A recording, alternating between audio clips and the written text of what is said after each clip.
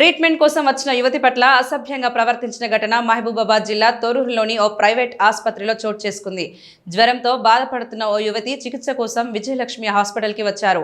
అయితే ఇంజెక్షన్ ఇచ్చిన డాక్టర్ కిరణ్ కుమార్ నువ్వు చాలా అందంగా ఉన్నావని పేర్కొంటూ అసభ్యంగా ప్రవర్తించారని బాధితురాలు ఆరోపించింది.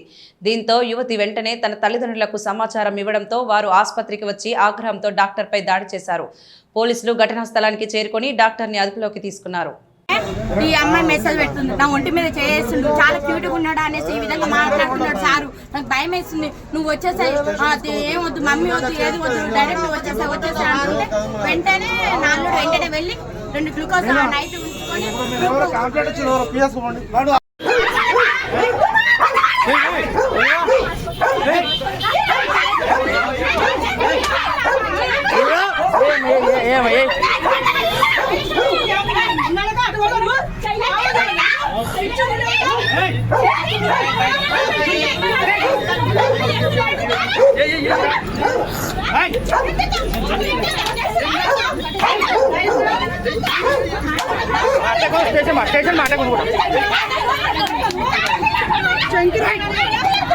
చెప్పలే ఉంది, ఇంట్లో ఉంది, చెప్పు ఇంట్లో ఉంది.